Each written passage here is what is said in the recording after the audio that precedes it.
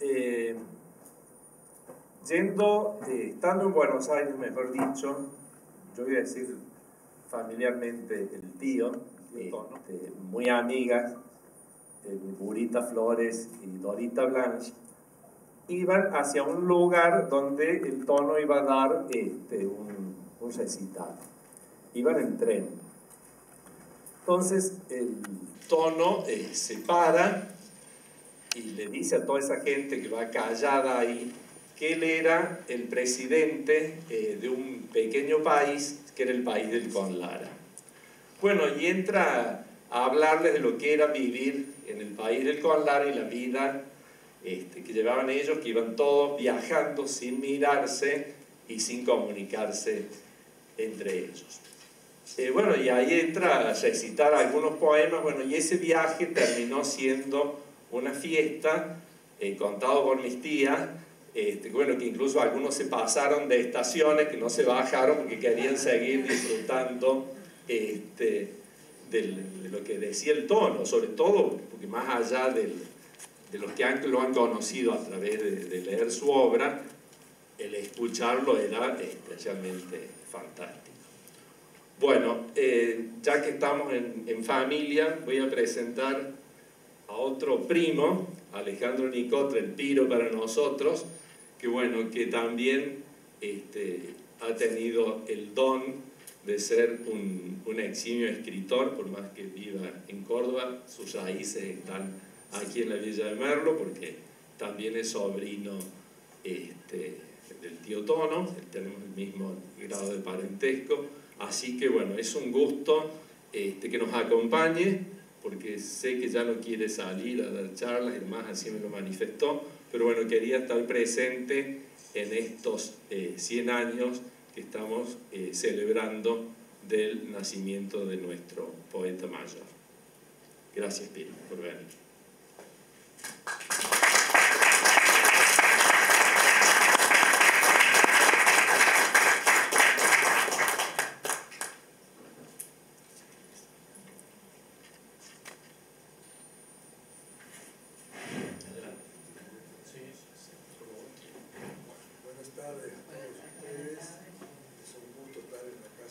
¿Se escucha bien?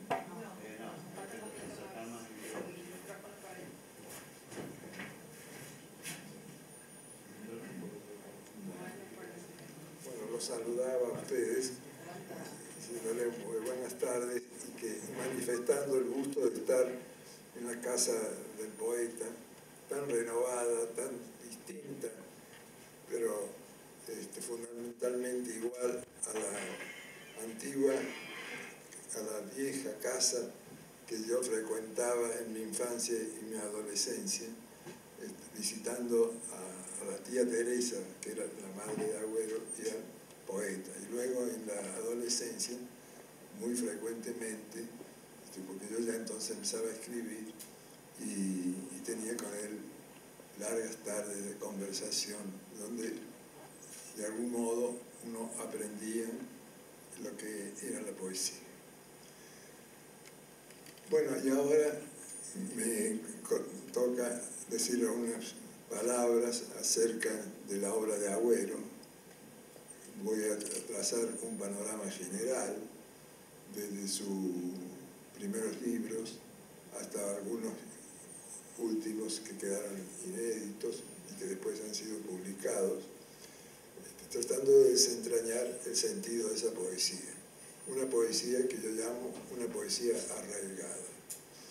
Esta conferencia tuvo su raíz en el año 1991, cuando, como miembro de la Academia Argentina de Letras, que recién nombrado, tuve que decir algunas palabras en el acto de recepción que se realizó en Mendoza. Me había trasladado a la Academia de Buenos Aires a Mendoza y me pareció oportuno, estando en el ámbito cuyano, hablar de un poeta de Cuyo y sobre todo de Antonio Esteban, que era un poeta tan entrañable para mí. Ese es el origen, la semilla de esta conferencia, las palabras que entonces dije en la Academia durante unos 15 minutos. Ahora los voy a aburrir un poco poco más.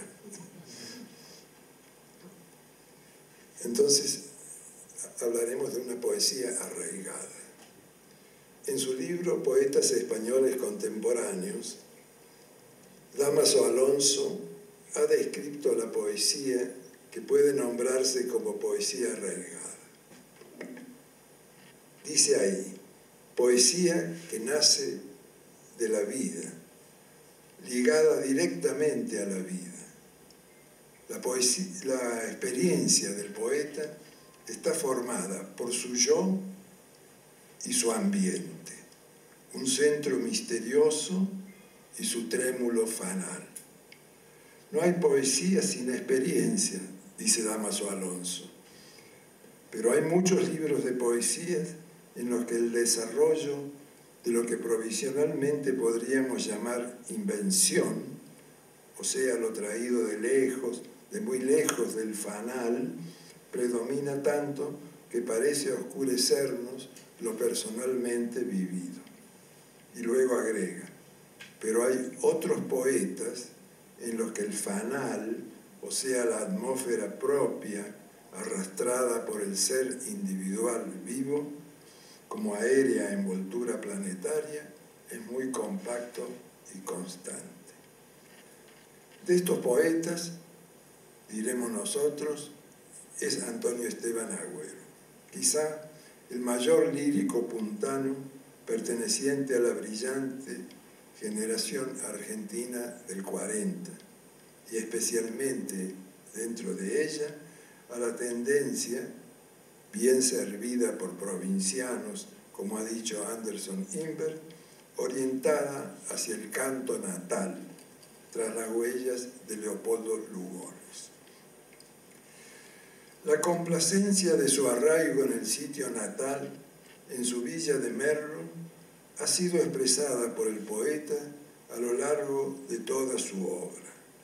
Unas páginas y título, 5 carillas halladas entre sus papeles póstumos, Agüero insiste en ellas autobiográficamente en ese sentimiento, al subrayar, cito al poeta, al subrayar el haber vivido en forma casi permanente en el campo, en un valle de las montañas centrales de nuestro país, en contacto con hombres elementales y podemos, sin duda, respondernos con la guía de sus versos, que ella se debió, entre otros motivos, a que la vida rural, rústica, próxima a la naturaleza, le daba la reconfortante sensación de pertenecer a una comunidad fraternal. Lo ponía en sensible contacto con las cosas primordialmente terrestres y, en consecuencia, le insinuaba una posible armonía entre el hombre y el universo. Y si pensamos con Ortega y Gasset que, siendo la tierra escenario de la vida humana, de cada uno de sus puntos se desprenden sutiles alusiones a un cierto tipo de vida, que donde quiera que vayamos encontramos que el paisaje se presenta con una postura determinada con respecto al hombre, resulta casi redundante mencionar la singular correspondencia entre la actitud, digamos así, del paisaje serrano y la personalidad estética de Agüero. Es él, en efecto, un poeta enamorado del perfil de las cosas inmersas en la pura luz mediterránea y montesina. Amor que esquiva el horror del vacío y de la indeterminación. Y bien sabemos, por otra parte, cómo las montañas delimitan el ámbito del hombre, cuya vista no encuentra ante sí la extensión metafísica y anonadante hasta el vértigo de la llanura o del mar, sino formas de preciso dibujo que confieren al ser la seguridad del límite y a la expresión del poeta la la concreción casi material de las imágenes. Hay algo más. No dejo de pensar que en el fondo de este abrazo a su tierra alentaba el temor a lo otro, al espíritu de una civilización que algún día podría destruir los valores tradicionales, láricos, de su pequeño país. Su amor a los muros de la serranía era también el apego del niño a las paredes de la casa, símbolo, como se sabe, del claustro materno. Es una verdad evidente de su poesía que la montaña, la madre montaña, como él la nombrara, le disponía con su cercano azul una frontera de cotidiana hermosura, estableciendo a su alrededor un espacio protector, propicio al ánima poética, más allá del cual podía comenzar el mundo extraño que presumía hostil, pero solo más allá. Dentro de sus límites todo era casa, hogar, regazo, apacible universo natural donde al hombre le resulta posible habitar poéticamente el mundo. Leemos así en palabras a una golondrina del libro Pastorales. La golondrina no me invita al viaje. Bueno, este poema surgió, forma parte del libro Pastorales, que es su tercer libro, que fue publicado en el 39, cuando él tenía 22 años, pero ya había aparecido unos meses antes en el diario La Prensa con el título de Palabras a una golondrina. En el libro figura como epílogo de la golondrina porque está al final. Yo lo rescato al título Palabra a una golondrina cuando se trata de una lectura particular. Voy a leer todo el poema porque en cierto modo el poema resume lo que he dicho hasta ahora. Nada más que lo hace de otro modo, de un modo excelso, que un modo poético. Dice: la golondrina no me invita al viaje. La golondrina me invita a quedarme aquí, en la tierra cansada, en este aire, con estos pájaros dulces, con esta tarde que bien sabemos se tiñe de mi sangre. No, golondrina, es mejor quedarse. Qué cosa bella en el mundo, grande, grande. Habrá mejor que estos montes en la tarde, mejor que ser lo que somos. Sí, golondrina, es mejor quedarse, gastar la vida en un sitio, gozarse de ver que el día vuela como un ave, de ver los mismos luceros, el mismo follaje, la misma luna y el mismo paisaje. Es mejor quedarse. Es mejor llorar en las cosas familiares, mejor reír entre ellas y lamentarse y recibir lo que nos dan y darse. Es mejor quedarse. Que los caminos no inviten al viaje. Mis caminos dan vueltas en torno de esta tierra madre, de esta torre blanca, de este verde valle. Yo no conozco las llanuras, ni los mares, ni las urbes con extraña gente, ni las naves.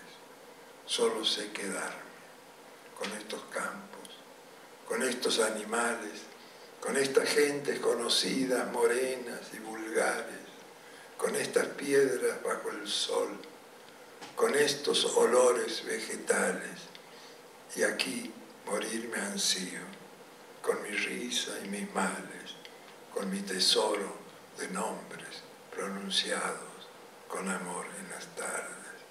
Sí, golondrina, es mejor quedarse.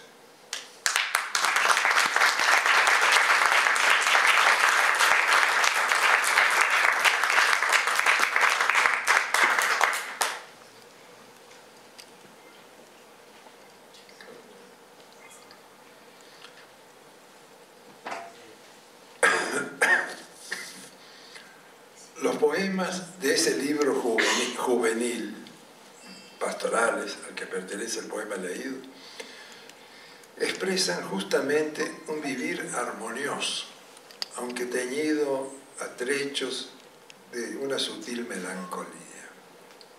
No hay ironía ahí, la decisión del hombre y las cosas. Por el contrario, en su espacio lírico, lo interior y lo exterior borran sus fronteras. Dice el poeta: pienso que el mundo es obra de mis sanos sentidos, mundo de luz, de sombra, de olores y sonidos. Mundo todo presencia, como el que viven los niños y los animales. Dice el poeta: miro los cerros, pienso tal como pensaría si pensara un palomo en cualquier mediodía. En ese mundo, el tiempo cumple, por cierto, una función paradójica. Así, el tiempo pasa tranquilo. Oh tiempo lento del campo, por ti la vida parece eterna y eterno el álamo. En ese mundo todo es igual y todo nuevo, y todo se ofrece para ser gustado como un vino oloroso, según se expresa en el poema Crepúsculo, que a contrapelo de los crepúsculos románticos manifiestan, en vez de nostalgioso estado de alma, el imperativo del carpe diem clásico y renacentista, o sea, la exhortación a gozar del momento, del instante que pasa, como si fuera el primero o el último de nuestra existencia. Dice el poeta: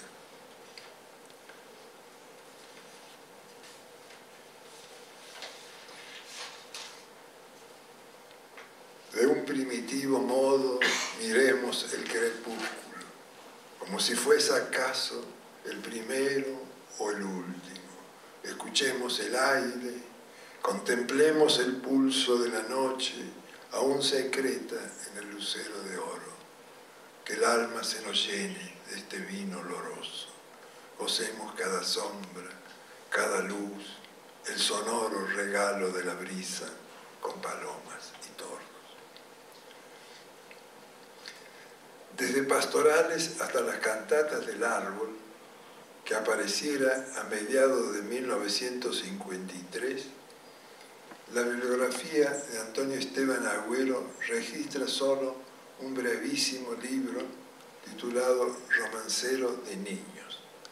Tal vacío resulta explicable por la ineditud de Cuaderno de Amor, anunciado algunas veces por su autor, y quizás de otros conjuntos de poemas.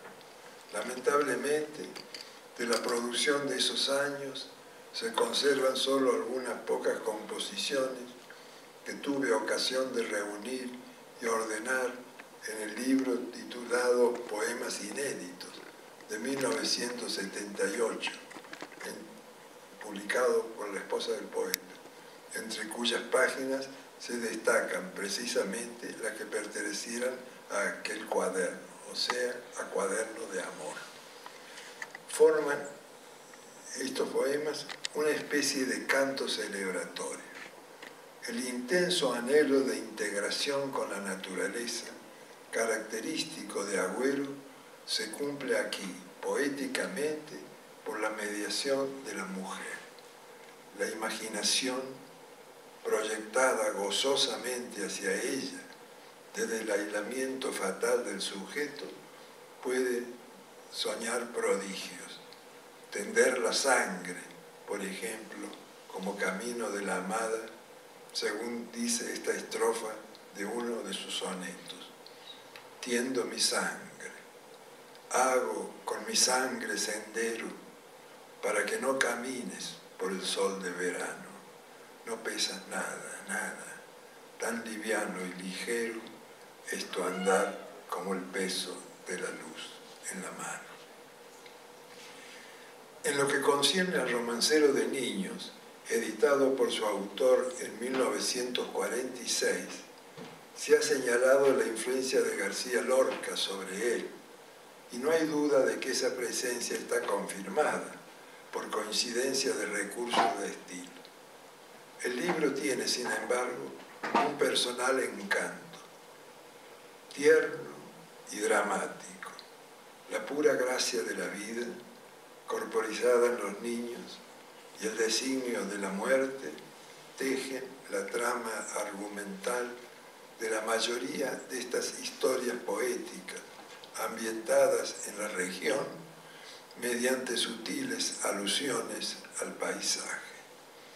Ahí están, dice el comentario del diario La Prensa del 26 de enero de 1947, ahí están, dice ese comentario, ahí están como piedras limpias, sacadas del arroyo cristalino, irisados, sin fallas, todos estos poemas de fiesta y muerte, de montes y de aguas, de pájaros perseguidos, de crimen y fuego, de caballos y bueyes, de espíritu y mundo exterior, para conmover con sus octosílabos asonantados, rítmicos, cantantes, doloridos, dulces o trágicos. Comentario del diario La Prensa. En los dos poemarios, en Romancero de Niños y Cuaderno de Amor, como quizá también en Canciones para la Voz Humana, que continúa ciertos rasgos de este tipo y que se editó mucho más tarde, póstumamente, Agüero se complace en figuras universales, si así podemos decir, de la naturaleza. Y es que persigue, más que el color local, la ideal hermosura de las cosas y los seres. La belleza es entonces para él la forma suprema de la felicidad, el esplendor de la vida armoniosa y aún más la justificación de la existencia. Este sesgo vitalmente esteticista se advierte claramente en algunos de los sonetos de la primavera, escritos también por esos años, que son, estos sonetos, muy representativos del periodo de su producción, comprendido entre 1940 y 1948, cuya mayoría quedaron inéditos, ¿no? Dice el soneto sobre el duro cristal de la ventana, con su mano gozosa la morera, escribe que la niña primavera se desnuda en el sol de la mañana. Me levanté, salí, gocé la sana brisa dulce de loma y de pradera. Y entonces, con angustia verdadera, gritó mi verde voz, la franciscana: hoy no quiero morir. Con este clima de joven sol, de flor y de jilguero, ¿cómo desear la soterrada cima? Hoy no quiero morir. Hoy solo quiero vivir para mirar la luz encima del redondo rubor del duraznero.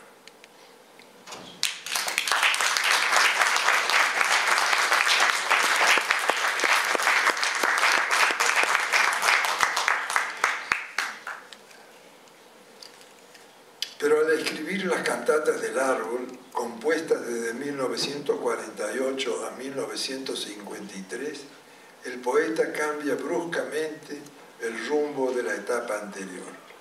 Abandona la composición breve, las imágenes genéricas, la insinuada tendencia a un estilo nominal. Su elocución se torna impetuosa, verbal, de largo desenvolvimiento, y regresa asimismo a la temática ahincadamente regionalista de sus primeros libros, o sea, poemas lugareños, romancero aldeano, pastorales.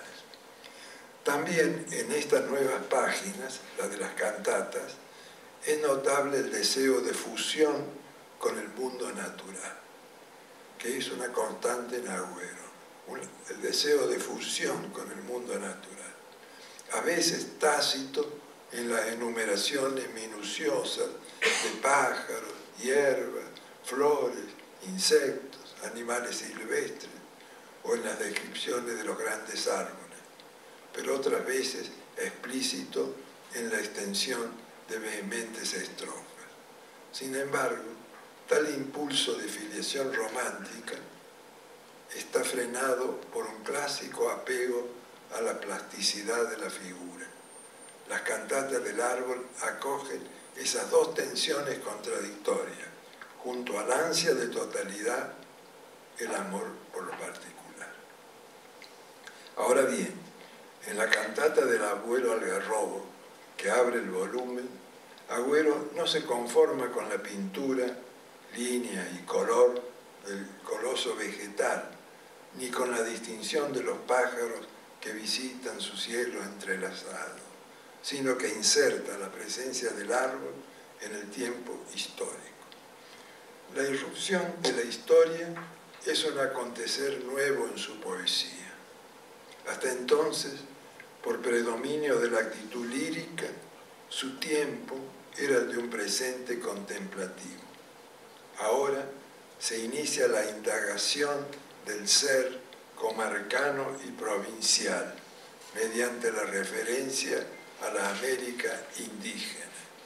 Por ejemplo, cuando le dice al algarrobo: así naciste, cuando tú crecías, la región era bosque impenetrable, con oscuros guerreros que danzaban junto a los fuegos al caer la tarde, y con nombres de aguitas en los ríos, sobre todas las bestias y las aves, en cada hierba, sobre cada cerro, una tierra sin mapa ni ciudades. También esa indagación del ser comarcano se cumple con la referencia a la llegada de los conquistadores, de los varones de Castilla Clara, que la tierra del indio redujeron y alegraron de hispanas fundaciones lo que antes era soledoso yermo. Y finalmente, mediante la mención del afincamiento familiar. Así que tenemos los indígenas, los españoles que fundan las hispanas poblaciones, y luego la casa familiar. Se refiere a su abuelo. Dice: él construyó la casa solariega, casi a la par del algarrobo viejo, con la greda que nutre las raíces y con el arte del mejor hornero. Casa de barro, luminosa casa, antiguo hogar de mi lejano abuelo. En ti quiero cantar la artesanía y saludar al regional ingenio que ha poblado de casas la comarca, casas que son como el materno suelo levantado en hogar para el refugio del hijo fiel a su destino adverso.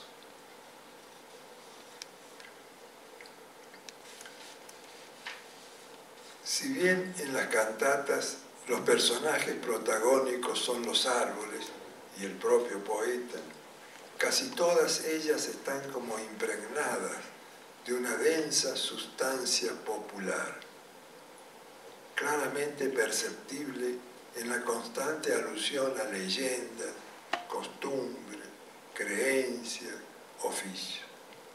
Aún en la referencia al medio físico en que se yergue el árbol patriarcal, se presiente, a través de diversas menciones, la proximidad del villorrio. Uno camina, dice, uno camina por sendero agreste hacia la hora en que la luz de oro inclínase rosada hacia poniente, y el aire es como un río rumoroso, navegado de esencias campesinas, hierbabuena cordial, poleo tónico, con mugidos de bueyes invisibles, claros encerros, gallos melodiosos, vocerío de pájaros, rumores de rurales faenas, lento coro de las cigarras en las copas verdes, súbitos vuelos, piquillines rojos, la lanceolada esgrima de las cañas en los maizales de verdor jugoso y la madre montaña que vigila todo el país desde su azul remoto. Hay en varios tramos del libro una suerte de sentido solidario que anuncia la temática de sus cantos futuros. En efecto, pueblo e historia son los elementos que definen el poemario que sigue a las cantatas, poemario titulado Un hombre dice su pequeño país. Pero antes de tratar de ese libro, me voy a permitir una digresión. Al comentar las cantatas, hemos otorgado un lugar de privilegio al tema de la aparición de la historia y la presencia del ámbito comunitario, o sea, a lo que hay de épico en sus páginas, porque ese es el motivo que ha de tener un amplio despliegue en la obra posterior de Agüero. Sin embargo, comprendo que no daría una imagen justa del libro, de las cantatas, si no insistiera un poco más en lo que tiene de poesía lírica. Y en ella, especialmente, de esa relación suya, tan íntima, casi mística, con la naturaleza, y que se manifiesta a veces en pura efusión poética, sin otro propósito ni otro mensaje que el de ser nada más y nada menos que eso, celebración verbal, fiesta de la vida en la palabra. Leemos, por ejemplo, en la cantata de los Molles: de pronto la memoria se azula y torna sola, y el corazón se llena con fragancias de cerro, porque en mi voz se inicia la fiesta de los molles, los árboles amigos de la piedra y el cielo. Y también, oh el país de los molles, la provincia de piedra, montaña cuya savia me circula por dentro, inmóvil mar con olas de luna y de basalto, ínsula azul y verde, donde es grato el destierro. Y luego dice: la fruta de los molles llegaba a la dulzura hacia los días rubios de finales de enero, y el bosque más que nunca se embriagaba de vida con la invasión alegre de pájaros e insectos. Nada mejor entonces que estarse sobre el pasto color puma que decora los cerros, con la mirada lenta, bogando hacia las nubes y el alma rumorosa de azules pensamientos.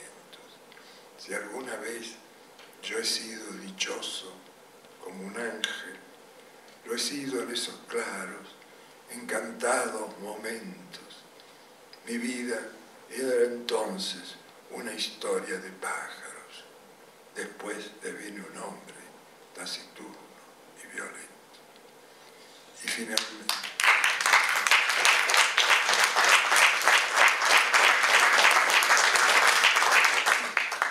y termina la cantata diciendo, la cantata de los molles: los canto a medianoche con la luna en las copas.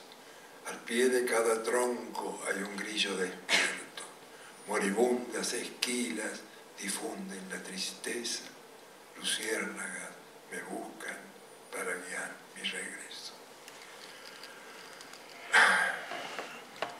Cuando yo rememoro para mí mismo las estrofas citadas y otras similares, no puedo dejar de recordar al Antonio Esteban Agüero que traté en los años de mi adolescencia, antes de que él abandonara por un cierto tiempo la reclusión de su aldea, de su casa, de sus montes, donde vivía absorto en la contemplación y en la escritura de la poesía.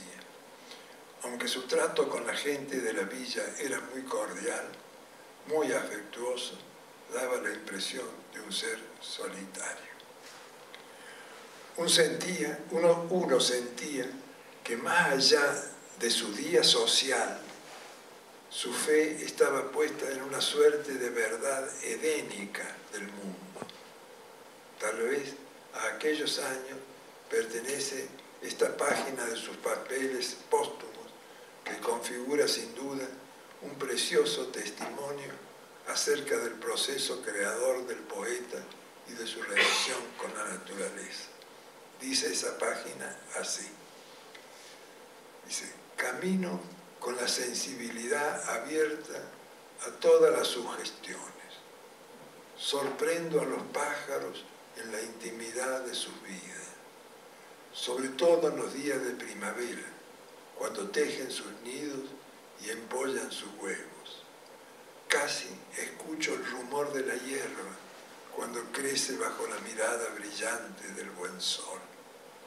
De esta manera he logrado conocer la guarida del zorro, los dormideros nocturnos de las corzuelas silvestres, las huellas del puma, la presencia de la serpiente, la metamorfosis de los insectos. Prosigo mi paseo hasta que el cansancio invade mi cuerpo. Entonces, metiendo a la sombra de un árbol, dice, reclino la cabeza sobre el tronco, estiro las piernas y dejo que la naturaleza, con toda su música y su silencio, vaya saturando mi espíritu, con pensamientos más variados, fugaces, como chispas eléctricas que comienzan a cruzar mi frente. Y también comienzan a llegar los versos, algunos apenas insinuados, otros armados de todos sus acentos y sus números, metáforas solitarias que permanecen un instante en la conciencia para luego perderse en la nada. Yo permanezco en completa inmovilidad, como el pescador que yace a la vera de la corriente, atento al menor movimiento de la caña. Suelo regresar y me siento como la abeja, que luego de su largo viaje a través de la primavera o el estío, regresa cargada de polen a la colmena familiar. Sé, dice Agüero, que una infinita riqueza me acompaña, cosecha mía, única, recogida con mis propias manos entre el cielo y la tierra, junto al océano de la luz, en medio del caudaloso fluir de la vida y de la cual quisiera ser partícipe a todos los hombres. Hasta aquí esa página póstuma. Pero volvamos al punto en que empezamos estas consideraciones. Decíamos que pueblo e historia son los elementos que definen el poemario que sigue a las cantatas del árbol en orden cronológico. Un hombre dice su pequeño país. El libro fue editado 2 años después de la muerte del poeta, en 1972, pero ya era bastante conocido en su provincia y en otros lugares por la publicación de muchas de sus páginas en los suplementos literarios de la prensa y de Clarín, y sobre todo por los frecuentes recitales del propio Agüero. Y hasta cabría decir que era el más conocido o el más apreciado por los comprovincianos del poeta aún antes de su publicación. Una de las razones de tal éxito se halla expuesta en esta frase de la escritora puntana Delia Gatica de Montivero, que dice: éramos un pueblo sin epopeya en nuestra literatura.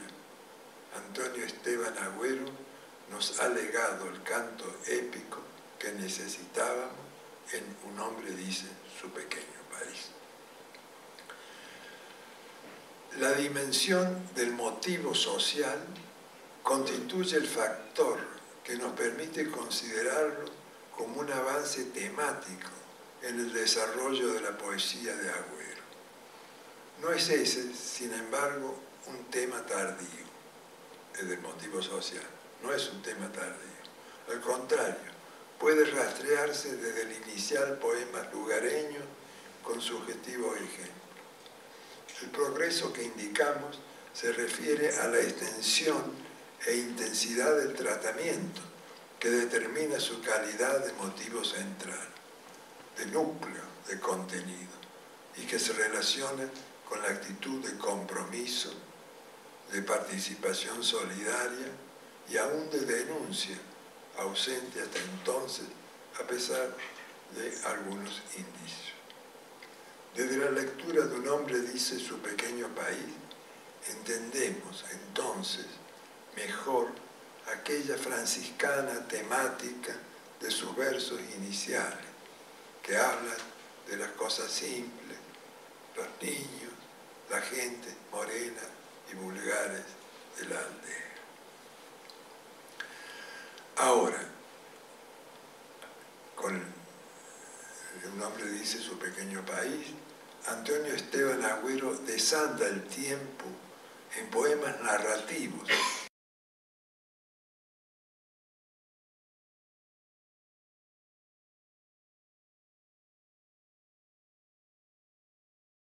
E intensidad del tratamiento que determina su calidad de motivo central, de núcleo, de contenido, y que se relaciona con la actitud de compromiso, de participación solidaria y aún de denuncia, ausente hasta entonces, a pesar de algunos indicios. Desde la lectura de un hombre dice su pequeño país, entendemos entonces mejor aquella franciscana temática de sus versos iniciales, que habla de las cosas simples, los niños, la gente morena y vulgares de la aldea. Ahora, con un hombre dice su pequeño país, Antonio Esteban Agüero desanda el tiempo en poemas narrativos que se internan en los orígenes históricos y dan razón del ser étnico de su pueblo, de su formación como comunidad a través de guerras y fundaciones, y aún de algunas peculiaridades lingüísticas. Por ejemplo, la tonada. Esta flor en la voz, nuestra tonada, dice. Es notable en estos primeros digos, así llamaba el poeta a los poemas de este libro, los llamaba digos. Es notable en ellos la valoración del aporte indígena, mediante el cual se proyecta el sentimiento localista a una dimensión americana. Así sucede en Digo a Juana Coslay, cuyo tema es la mestización de español e india, que fundó la progenie cuya sangre da a nuestra gente claridad morena. Por debajo de las divisiones establecidas por la geografía y por el devenir histórico, fluye para Agüero un río étnico común, formado por aquellos afluentes, de modo que al saludar a Juana Coslay, símbolo de la mestización, puede enlazar en las fórmulas ponderativas a Cuyo y a América. Juana Coslay, oh madre, virgen dulce de Cuyo, flor de América. Ya en la cantata del Agüero Algarrobo había alguna referencia a la América indígena. Entonces se la presentaba como sede, valga la paradoja, como sede de una utópica edad de oro, donde el hombre y la bestia convivían estrechados por lazos fraternales, dice. Pero al mismo tiempo se exaltaba la acción civilizadora de los conquistadores, que alegraron de hispanas fundaciones lo que antes era soledoso yermo. En un hombre dice su pequeño país, en cambio, se insiste en varias ocasiones en la nota de violencia inherente a la conquista.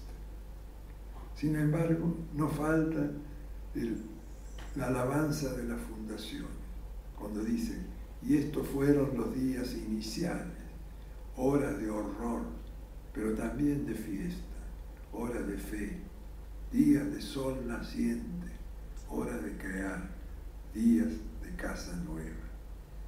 Ni falta tampoco el aguafuerte siniestro del malón. Altas las chuzas y las duras crenchas perfilando en la sombra del poniente un desfile de bárbaras cimeras. El poema, digo, la tonada, es ilustrativo de la contienda y la identificación de Agüero con la calandria indígena frente a los ruiseñores de Castilla.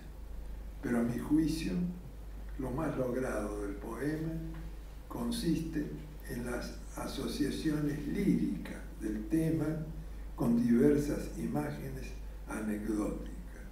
Así cuando dice de la tonada: yo entrecierro los ojos y la escucho venir y llegar hasta mi almohada como un largo rumor de caracola, como memoria de mujer descalza.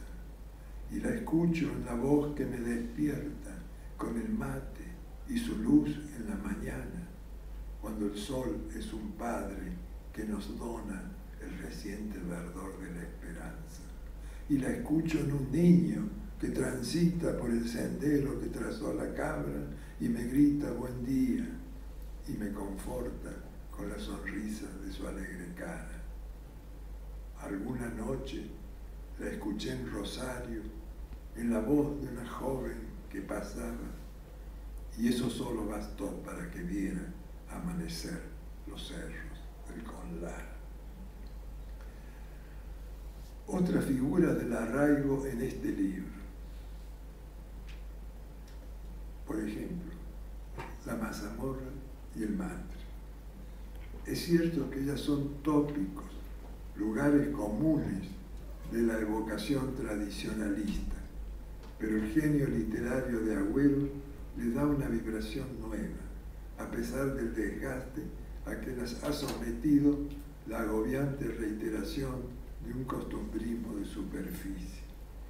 El poema, digo, La mazamorra, ha alcanzado una vasta difusión, debida sobre todo al aporte de la música y el canto. Ya se sabe que la musicalización de las composiciones las acerca mejor a la captación masiva que la desnuda melodía de los versos, aunque es verdad también que en estos casos suele desvirtuarse su más íntima cadencia verbal. En el poema que nos referimos, la mazamorra se constituye en símbolo de la fusión del poeta con su pueblo y de cada individuo con su comunidad. Dice el poeta: el pueblo te acompaña cada vez que la comes, porque eres uno y todos, comiendo el alimento de todos en la fiesta del almuerzo tranquilo, la mazamorra dulce, que es el pan de los pobres y leche de las madres con los senos vacíos. Pero ahí la integración del poeta se cumple también con el ser profundo, metafísico de la naturaleza, como no podría dejar de ocurrir en Antonio Esteban Agüero, cuyo anhelo de identificación con el todo, con un absoluto terrenal, adquiere aquí el carácter de una relación filial. Cuando la comes, sientes que la tierra es tu madre, más que la anciana triste que espera en el camino tu regreso del campo. La madre de tu madre, su cara es una piedra trabajada por siglos. De la extensa composición, digo, el mate, me parece conveniente a nuestro propósito recordar un fragmento que ha sido destacado por Dardo Cuneo en el prólogo que escribió para la primera edición de Un hombre dice su pequeño país. Se trata de una estrofa en que el poeta enlista los nombres de la cebadora que, según él dice, bajo el sol y la luna de la villa, supieron darme los mejores mates. El procedimiento formal de la lista de nombres propios tiene un antecedente cercano, mencionado también por Cuneo en Miguel de Unamuno, quien, en efecto, escribe toda una composición con la simple acumulación de nombres de ciudades españolas: Ávila, Málaga, Cáceres, Játiva, Mérida, Córdoba, y explica en los versos finales su intención poética al decir: sois nombres de cuerpo entero, libres, propios, lo denomina el tuétano intraducible de nuestra lengua española. Ese recurso también lo encontramos, aunque en menor extensión, en Leopoldo Lugones, indudable maestro de Antonio Esteban Agüero. Dice Lugones: y al pensar que ahora dónde estarán, la lista de la escuela repaso con cariño: Andrés Novillo, Agenor Patiño, Lizardo Ponce, Medardo Roldán. Agüero recuerda, como decíamos, a las cebadoras. He aquí la lista de nombres con un acento criollo, como ya veremos.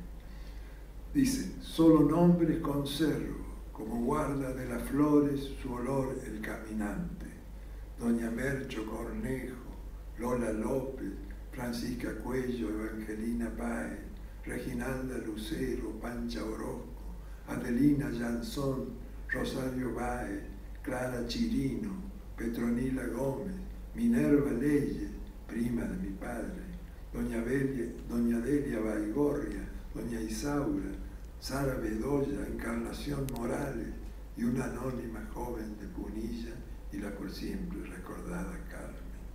Sin duda, la gracia de esta enumeración reside en que también ella pone en evidencia, como observaba Unamuno en la suya, el tuétano intraducible de nuestra lengua, en este caso en su particularidad hispano-criolla, si así podemos decir.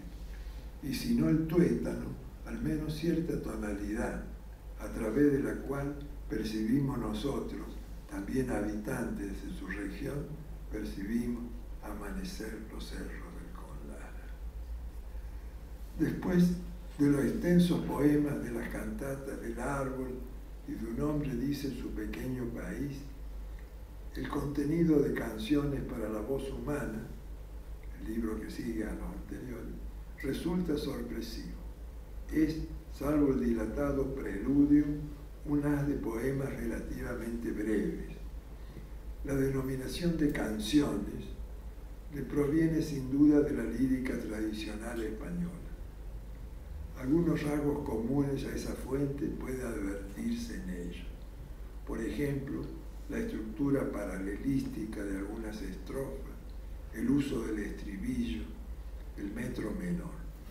Pero el autor sigue muy de lejos su modelo, por lo que la técnica de síntesis y visión fugal que lo caracteriza se presenta aquí diluida en un desarrollo elocutivo que procura una dilucidación más explicativa de los temas. En esta canción comprobamos una vez más que el núcleo ígneo del mundo poético de Agüero reside en la fruición pánica con que saborea lo terrestre, simbolizado en un ejemplo por las uvas. Rubio sol otoñal y delicioso, sabor de tierra, germinada y húmeda, me navegan la sangre sensitiva mientras como las uvas. Inmerso en la experiencia inmediata y total de los sentidos, el poeta se siente vinculado con los elementos naturales, pero va más allá de la simple descripción de la experiencia y propone como paradigmas de libertad y de igualdad la esencial desnudez primitiva. recupero perdidas dignidades, vuelvo a la hora deslumbrante y única del hombre más libre que las aves mientras como las uvas. Y también cuando dice, me desnudo de torpes apariencias, de disfraces de raza y de cultura. En verdad, su propuesta pareciera implicar una negación del mundo civilizado. Pero sin duda, lo que se pretende es recordar al hombre de la era tecnológica sus vínculos, no solo físicos, sino también espirituales y aún en cierta medida religiosos con el universo. Así, cabría afirmar que sus últimos poemas, inclusive los sonetos del ángel y del infierno, dejados en sus borradores, conforman estos poemas, más allá de su valoración estética, la culminación de una poesía preocupada por establecer o por restablecer la situación del hombre en el mundo a través de un proceso que se inicia en la simple constatación afectuosa de los seres y objetos del entorno regional y que desemboca finalmente en la expresión de un mensaje de reconciliación con la vida. Nada más.